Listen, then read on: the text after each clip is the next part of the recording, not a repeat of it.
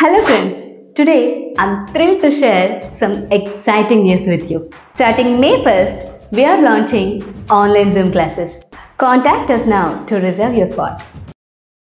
Hello everyone, welcome to our channel Journey with Voice of Rishu, and this is Prashanti Raghav. So how are you all? I hope you all are doing pretty awesome. So already we started learning B-Form sessions. కదా ఇప్పటి వరకు మనము be forms అంటే ఏంటి, అసలు be ఫార్మ్స్ని ఎన్నెన్ని సందర్భాల్లో మనం యూస్ చేయొచ్చు అండ్ ప్రెజెంట్లో మనం యూస్ చేసే బీ ఫార్మ్స్ ఏంటి అనేవి మనం ప్రీవియస్ సెషన్స్లో నేర్చుకున్నాం, right? So in this session you are going to learn buzz word అంటే ఏవైతే మనం పాస్ట్కి యూస్ చేస్తామో ఆ బీ ఫార్మ్స్ని మనం ఈరోజు నేర్చుకోబోతున్నాం. So without any further delay let's get started our session.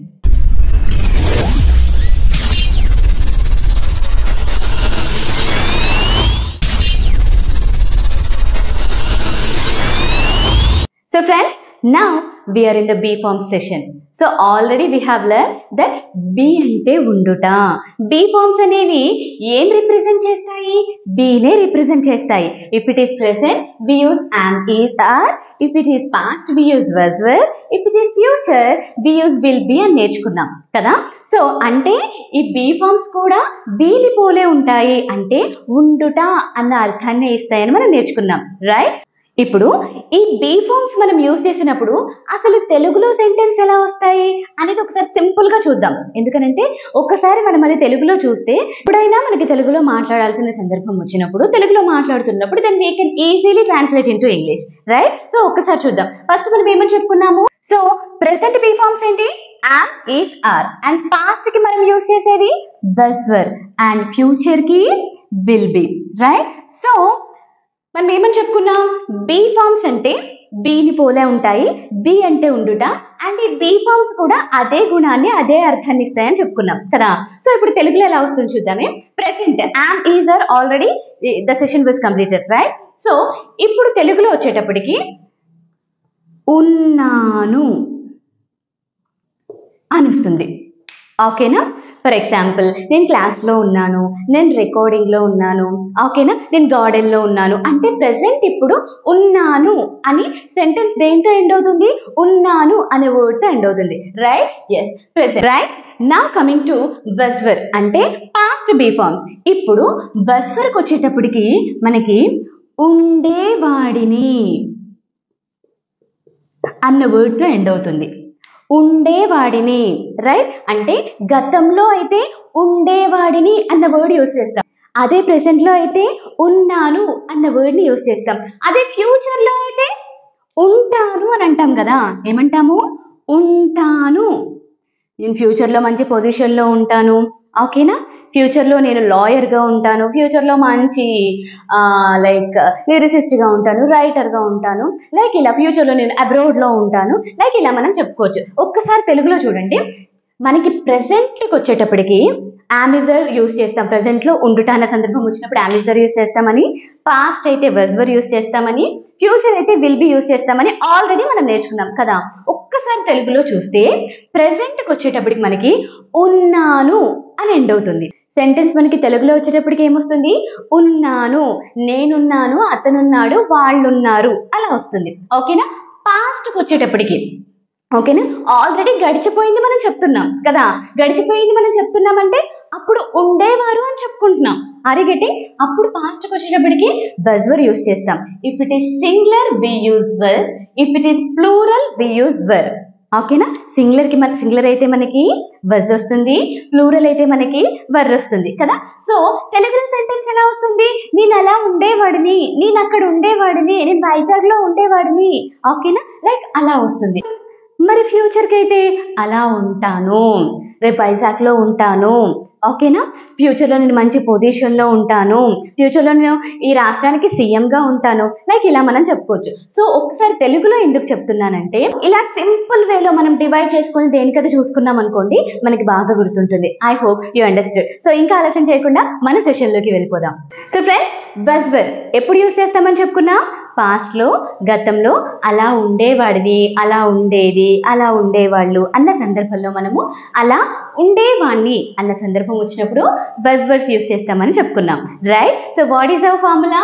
DI, declarative sentence and inquiry sentence. And if it is singular we use was, if it is plural we use were. Singular కి అయితే మనము was use చేస్తాం, plural కి అయితే మనము were use చేస్తాం.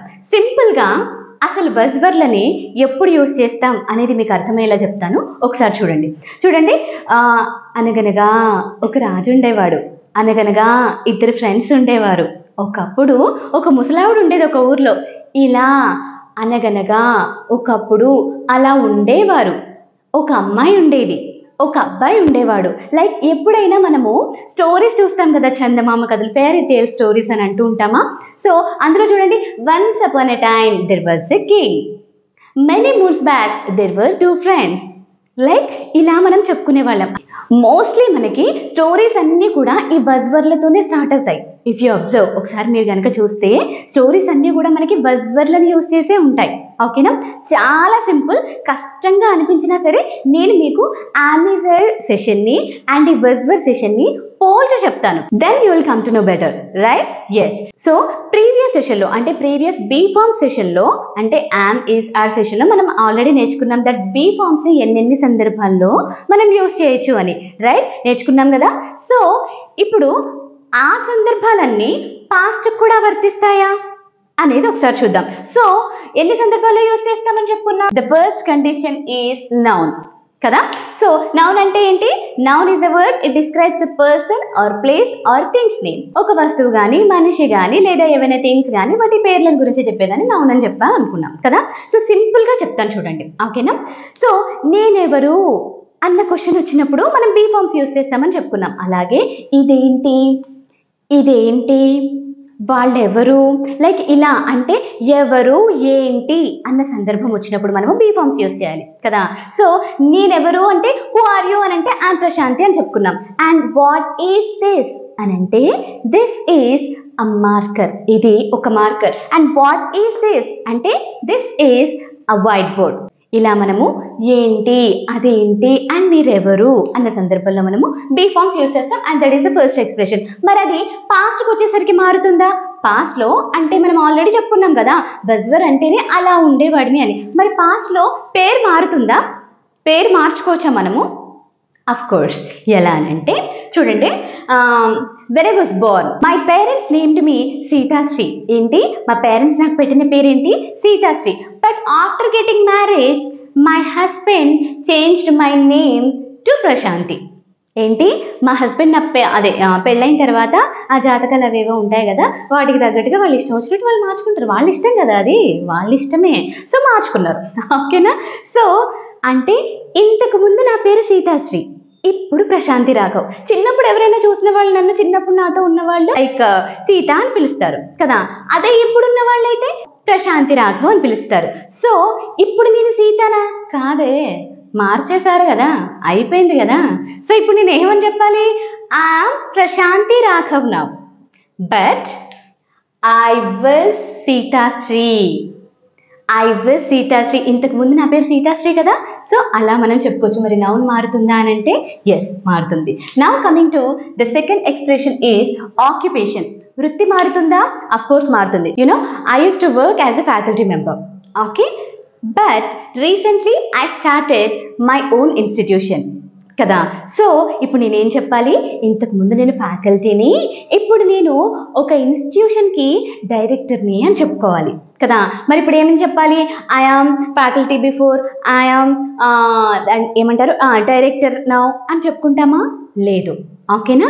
ఉండేవాడిని అన్న సందర్భంలో మనం బజ్వర్ యూస్ చేయాలని చెప్పుకున్నాం. అది ఒక్క సెకండ్కి ముందైనా సరే, కొన్ని సంవత్సరాల ముందైనా సరే, ఉండుట అన్న మాట వచ్చినప్పుడు మనము బజ్వర్ యూస్ చేయాలి, రైట్? సో ఇప్పుడు మనం ఎలా చెప్పుకోవాలి? I was a faculty member before, but now I am the director of Mitra Institution. Got it? Yes. Now coming to the third expression is adjective. A stands for adjective. చూడండి, నేను చాలా ఆకలిగా ఉన్నాను, ఇప్పుడు ఓకే పర్లేదు బాగానే ఉన్నాను, నిన్నంతా మలమల మాడిపోయాను, ఇప్పుడు కడుపు నిండా ఉంది కాబట్టి చాలా బాగున్నాను, అందుకే బాగా అరుస్తున్నాను, ఓకేనా? లైక్ ఇది మనం చెప్పుకోవాలంటే ఎలా చెప్పుకోవచ్చు? I was hungry yesterday. But now I'm cool, I'm okay. Okay, like ఇలా చెప్పుకోవచ్చు. ఐ వాజ్ స్టార్వింగ్ అని కూడా చెప్పుకోవచ్చు. స్టార్వింగ్ అంటే బాగా ఆకలిస్తుంది అని. ఇప్పుడు నేను బాగా ఆకలిగా ఉన్నానంటే ఐఎమ్ స్టార్వింగ్ అని చెప్పుకోవచ్చు, రైట్? సో ఇక్కడికి అడ్జెక్టివ్ అయిపోయింది. ఓకేనా? ఇంకొక ఎగ్జాంపుల్ తీసుకుందామా? Like I already told you that I was lean. చెప్పేశాను. ఓకే, తెలుగులో చెప్పుకుందాం. ఓకేనా?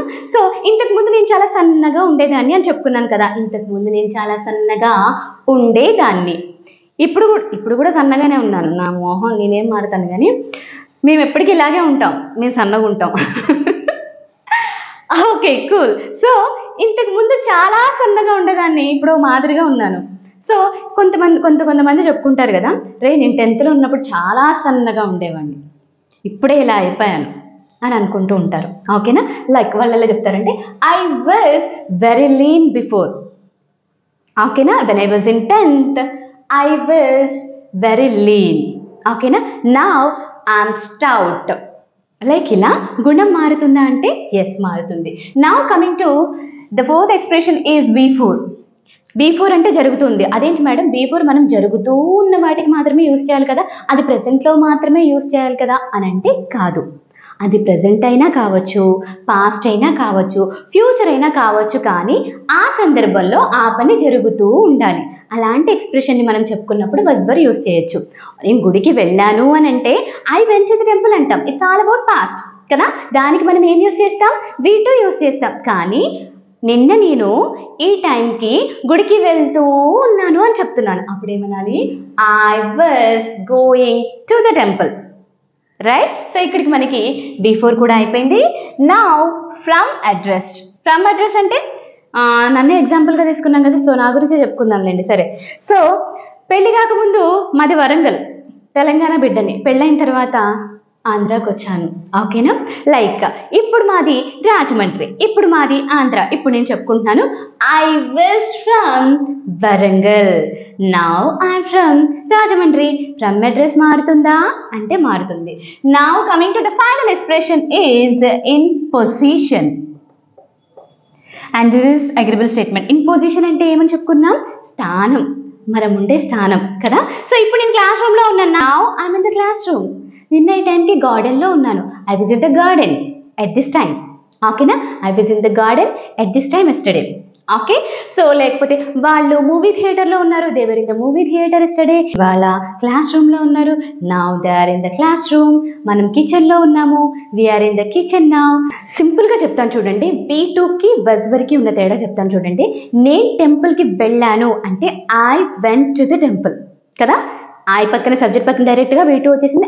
I went to the temple అని అనేసాం. ఇప్పుడు ఏమంటున్నానంటే నిన్న నేను టెంపుల్లో ఉన్నాను. లో ఉన్నాను అనేది మనం ఉన్న స్థానాన్ని గురించి చెప్తుంది. ఓకేనా? మనం ఉన్న పొజిషన్, ఆ స్థానం గురించి చెప్తుంది కదా. సో ఇప్పుడు ఏమనాలి? I was in the temple. ఓకేనా? సో టెంపుల్కి వెళ్తూ ఉన్నానంటే I was going to the temple. Clear? Yes. Now disagreeable statement వచ్చేటప్పటికి ఏం లేదు, సింపుల్గా was పక్కన నాట్ యాడ్ అయిపోతుంది, wasn't అవుతుంది. ఓకేనా? was not is nothing but wasn't. I was not Prashanti before. I was not a dancer. I was not singing songs. మరి సింగులర్స్కి అయితే was వస్తుందని చెప్పుకుందాం. మరి ప్లూరల్ అయితే were వస్తుందని చెప్పుకున్నాం. ఏం లేదు, they were friends before. Like ఇలా మనం చెప్పుకోవచ్చు.